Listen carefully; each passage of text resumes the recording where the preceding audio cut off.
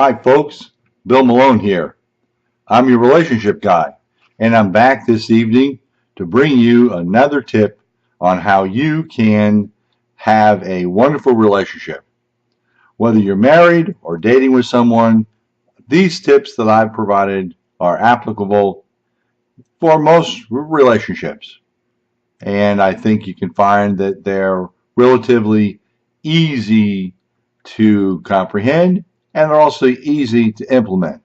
Well, it does mean, however, we'll have to change a few things in order, to make them work. But let's face it, change is part of life. We change our clothes, we change the color of our hair, we change a lot of things, change jobs. Well, sometimes we have to change our behavior.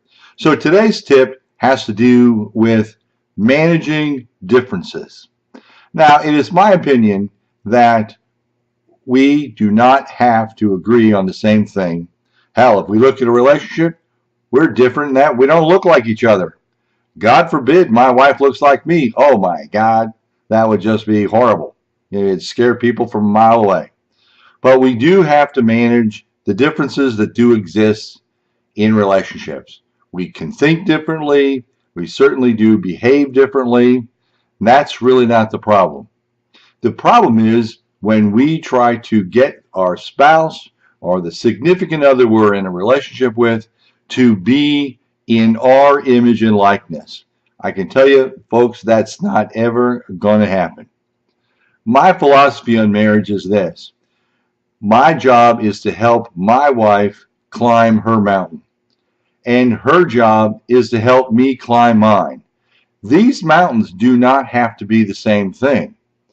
I have my interests, I have my way of thinking, and she needs to understand that's who I am. Likewise, she has her ways of thinking.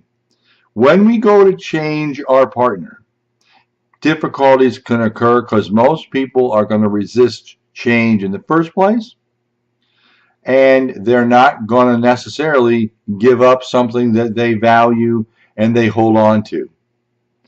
If we are going to enhance the relationship, what we must come to terms with is the fact that there are going to be differences, and yet we need to embrace those differences and incorporate them into the marriage.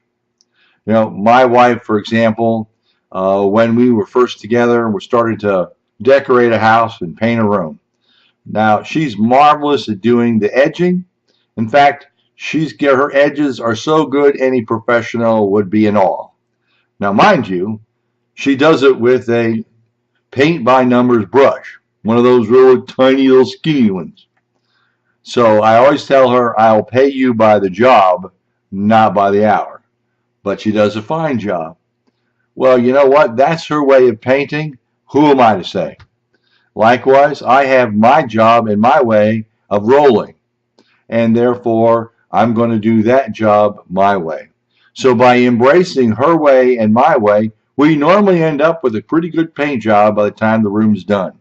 Now, if you think about your relationship and how we start to argue and fight trying to get this other person to be what we think they should, you can surely see by now that's not going to work. So if you want to enhance your relationship, then stop trying to conform this person to be your image and likeness. Rather, embrace their differences. Learn to incorporate their differences in their and your way of interacting. Share how you do things and how she does. Support her and how she wants to climb her mountain, and likewise she can support you on how you can climb yours. You both will be happier in the process, and you will accomplish more in your own relationships and in your life in general. So, again, if you like the blog and you like the others that you've seen, again, right down there, right down there, just hit that subscribe button. It's right down there. If you subscribe, you'll get a notification that when I've done another one of the blogs. So do that. Help yourself. Have a great relationship. And we will come back and talk to you soon. All right.